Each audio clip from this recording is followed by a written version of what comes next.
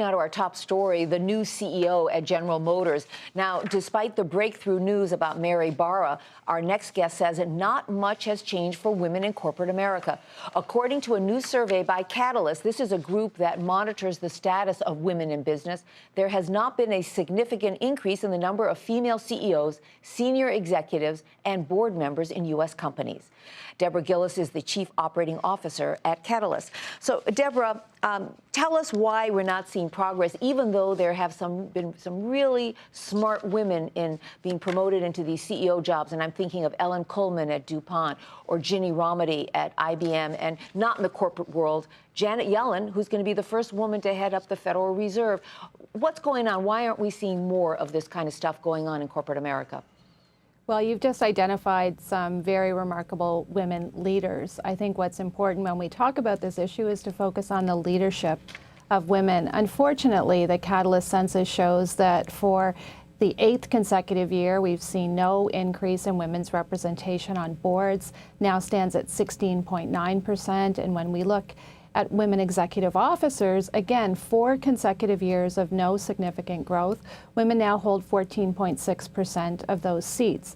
So clearly, women are facing barriers to their advancement, and a big part of what this includes is the fact that the companies that they're working for are not paying the right amount of attention to the fact that this is a talented group of leaders that need to be supported and advanced through the pipeline. You say that the facts show that companies that have women represented on their boards and in the executive ranks do better in terms of performance than those that don't.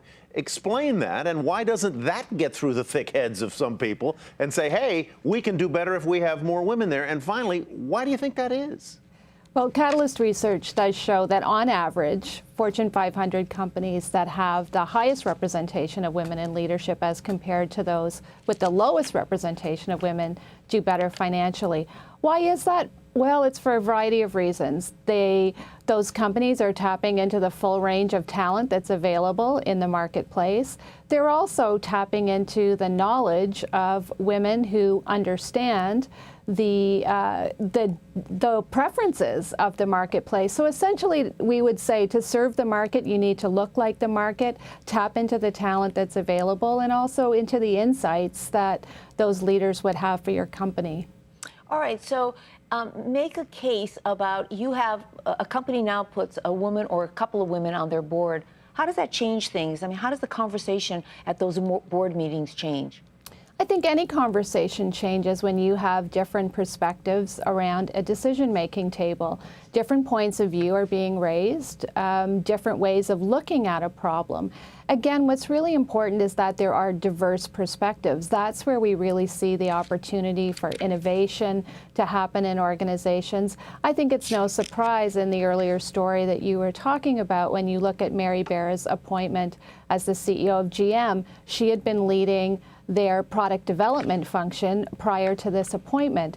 One of the things that Catalyst sees in our research is that women are less likely than men to have the opportunity to lead those mission-critical functions that really put them in the pipeline for those more senior leadership roles. Okay, interesting conversation. Thank you so much. Deborah Gillis, Chief Operating Officer at Catalyst.